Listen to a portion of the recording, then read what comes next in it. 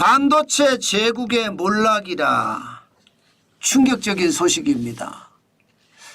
인텔에 대한 이야기입니다. 어떤 충격적인 소식이 또 나왔을까요? 이번에는요, 인력 구조 조정을 아주 강하게 단행을 한다는 이야기예요.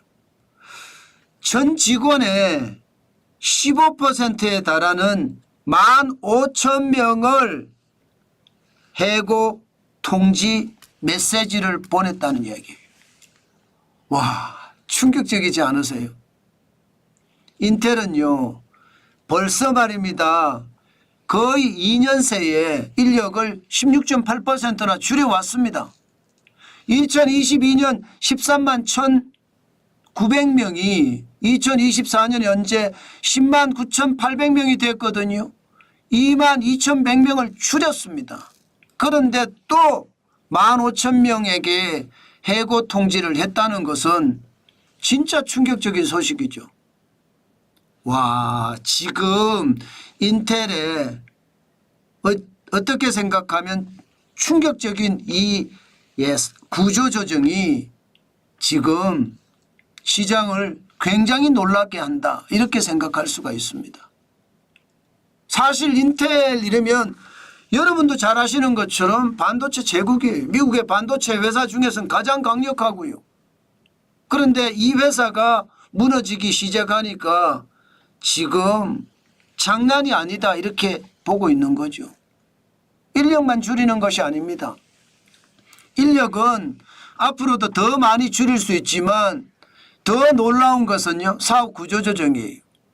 파운드리, 쉽게 말하면 TSMC가 만드는 그런 주문형 반도체, 파운드리는 분사를 시킵니다.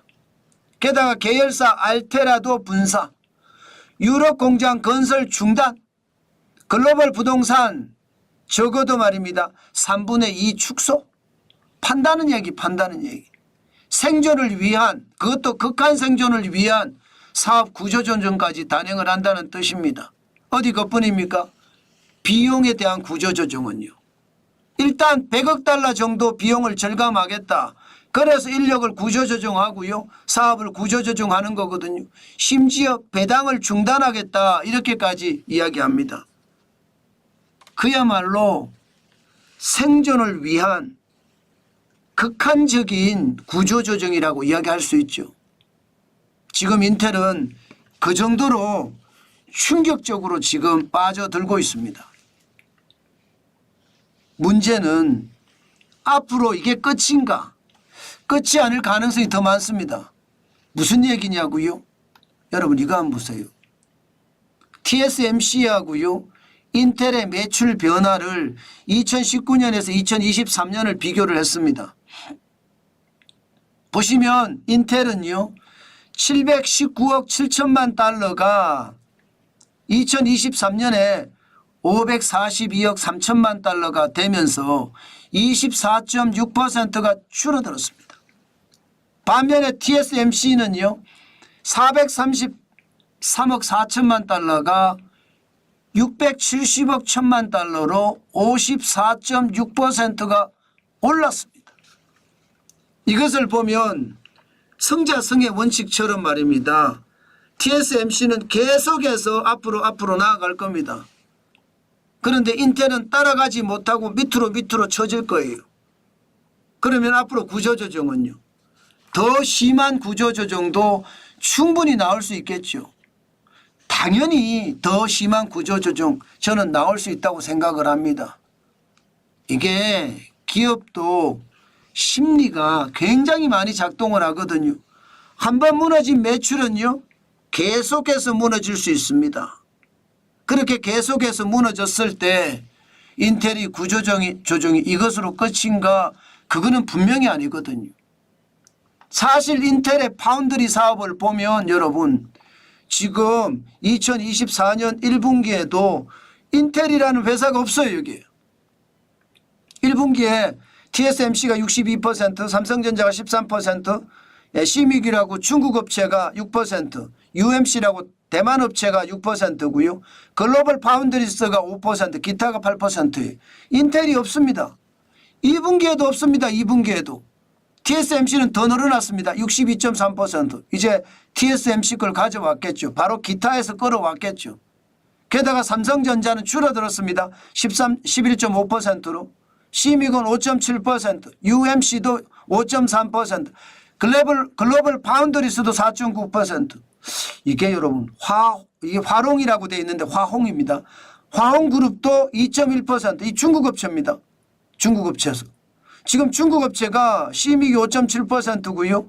화홍그룹이 2.1%, 그 기타 그룹에도 들어있을 거예요. 8.2%. 이것을 보면 결국은 말입니다.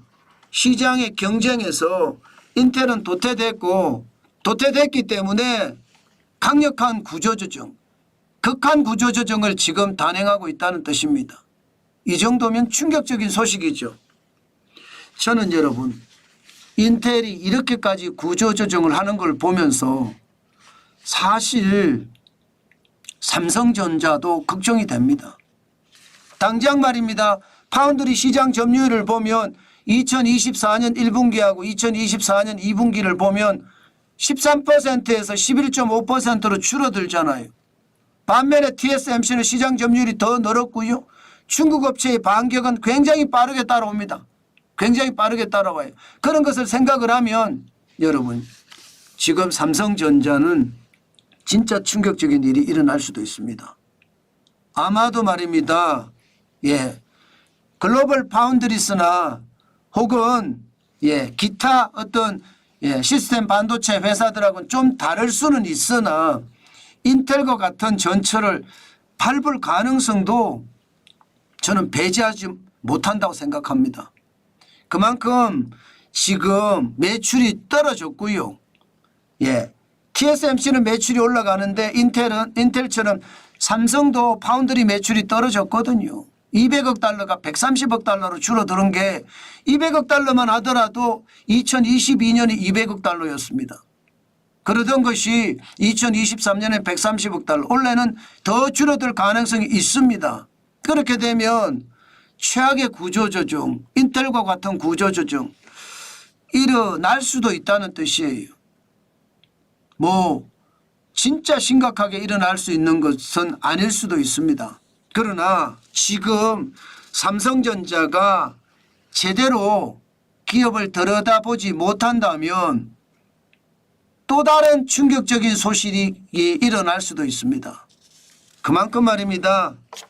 반도체 시장에는요 경쟁이 치열하고 경쟁에서 도태되면 인텔이 지금 구조조정하는 것처럼 삼성전자도 구조조정에 돌입할 수밖에 없습니다. 인력에 대한 구조조정만 일어날 거냐? 아니에요. 사업에 대한 구조조정도 당연히 일어날 겁니다. 그러면 그 과정에서 사람들은 감원 태풍을 당연히 맞을 수밖에 없고요. 희망퇴직이라는 최악의 시나리오도 써질 겁니다. 저는 여러분 경쟁에 뒤처지는 것 이것은요 곧 죽음이다 그렇게 생각합니다. 인텔이 그랬던 것처럼 삼성도 그럴 수 있다는 것 우리 정확히 생각을 해 둬야 될 것 같습니다. 다시 한번 충격적인 소식이 날아올까 사실은 매일 조마조마해요. 그러나 충격적인 소식은 언제든지 터질 수 있으니까 거기에 대한 대비책도 단단히 마련해야 됩니다. 그래야지만 우리의 심리적인 충격을 줄일 수 있습니다. 저는 꼭 그 말씀 드리고 싶어요. 그렇다고 제가 삼성전자 걸 팔 거냐? 저는 팔지 못합니다. 오히려 저는 더 저점 매수를 해갈 생각이긴 하지만 삼성전자가 만약에 이대로 꼬꾸라진다면 와 진짜 최악의 시나리오를 쓸 수도 있을 거예요. 저는 그게 진짜 충격이라고 생각합니다. 여러분들도 시장을 단순하게 보지 말고 큰 경계감을 보고 봐줬으면 좋겠습니다.